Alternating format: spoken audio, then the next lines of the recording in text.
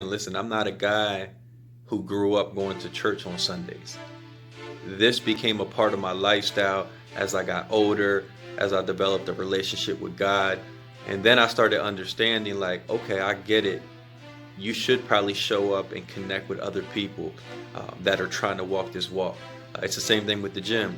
We can work out at home, but anybody who knows about working out, you know that you always work out better when you're working out with somebody or you're going to a gym. It is what it is. I don't know why we do better when we're around it, but we know that we do. So I'm saying that because I get the idea and I understand, fellowship.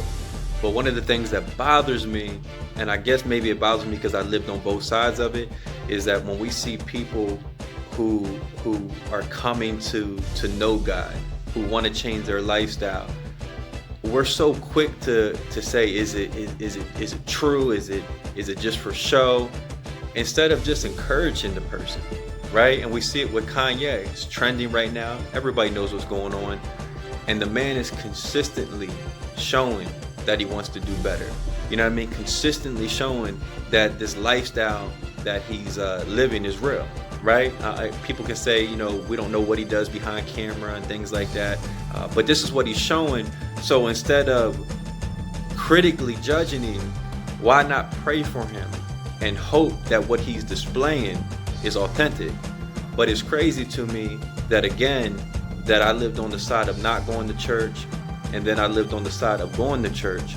And one of the things that I feel like keep people away from, sometimes for real, wanting to know God, even though we know God has nothing to do with a building, but wanting to come around people who are claiming that they know God, is that when they see how hard people are on people that are showing that they want to change. Like, all we talk about a lot of times from the church perspective is what the person did in their past, and they said this and they said that, instead of saying, you know what, I don't care about their past, just like I don't want people to care about my past. Like, his heart can change. And we're so quick to want to talk about the story of the Apostle Paul, how he was walking on the road and how he found Jesus and how he instantly changed, and how he was a murderer before that, and how he thought Christians were bad. And we highlight these stories.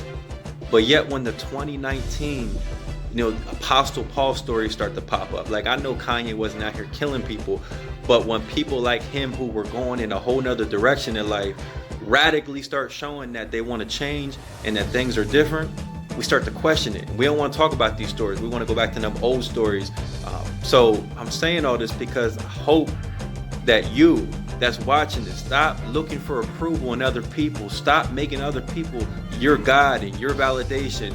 I'm not saying that you don't need people in your life, to be able to check you, to be able to, encourage you, to be able to listen to you. That's not what I'm saying.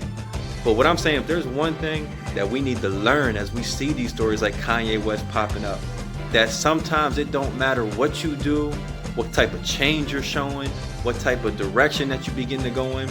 Some people are always going to try to hold you to your past. But the most important thing is you got to know in here, you got to know that in your heart that it's real.